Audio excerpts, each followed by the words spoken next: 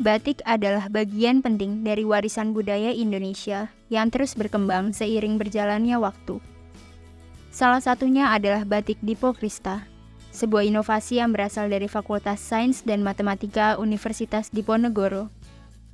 Motif batik Dipo Krista dihasilkan dengan menggabungkan seni dan matematika, sementara proses produksinya mengedepankan prinsip green economy. Kreasi dari batik cap ini memberikan berbagai pilihan corak batik yang menarik dengan satu canting cap kristalografi. Keunikan lainnya adalah penggunaan pewarna alami dalam batik Dipo Krista, yang tidak hanya aman bagi kulit, tapi juga tahan lama. Bahkan seiring berjalannya waktu, warna batiknya akan semakin cerah. Proses pembuatan batik Dipo Krista dimulai dengan mordanting, yaitu menghilangkan kanji dari kain mori dengan membasahi kain dalam larutan air tawas dan menjemurnya selama beberapa hari. Ini bertujuan agar zat warna dapat meresap sempurna ke dalam serat kain mori yang digunakan, yakni kain primissima dengan ukuran 2,5 meter x 1,5 meter. Selanjutnya, pembuatan pola batik Dipo Krista mengandalkan konsep kristalografi dalam transformasi bidang datar. Kristalografi ini sebenarnya adalah bagian dari grup simetri, di mana grup simetri itu memuat operator-operator seperti refleksi, translasi, grid refleksi, sebenarnya ada dilatasi dan rotasi tadi. Nah, kristalografi yang saya definisikan tadi itu tidak memuat dilatasi.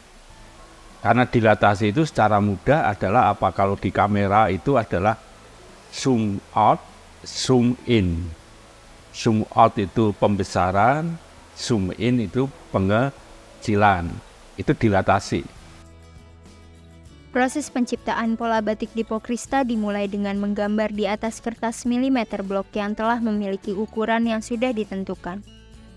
Langkah berikutnya memutuskan bentuk pola seperti persegi, dan memikirkan tema yang cocok untuk setiap desain yang dirancang. Setelah selesai, gambar-gambar tersebut akan diubah menjadi format digital melalui bantuan perangkat lunak komputer untuk dicetak dalam bentuk cap. Beralih ke proses pengecapan, motif-motif ini ditransfer ke kain menggunakan alat cap berbentuk stempel besar dari tembaga dengan dimensi 15 cm x 15 cm. Kain mori diletakkan di atas meja dengan alas yang empuk. Malam cair dipanaskan dan cap dicelupkan ke dalamnya.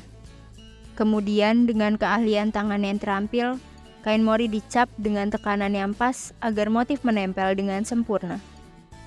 Dalam proses ini, cairan malam akan meresap ke dalam serat kain mori. Selama proses pengecapan, berbagai kombinasi canting cap digunakan, termasuk tema crop circle, bihani, batima, dan undipku. Pengecapan kedua, yang disebut ngedrik, digunakan untuk menutup bagian motif kain yang tidak perlu diwarnai ulang. Kemudian pewarnaan. Kain dicelupkan ke dalam larutan zat warna alam yang telah disiapkan. Pewarna alami ini berasal dari tumbuhan seperti kulit, kayu, daun, dan buahnya. Seperti kayu jambal digunakan untuk warna kuning, daun indigo untuk warna biru, dan kayu secang untuk warna merah.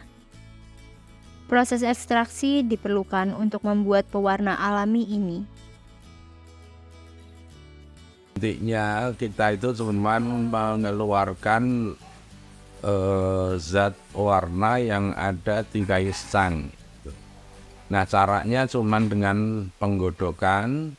Itu tadi 5 kilo kita menggunakan air 30 liter.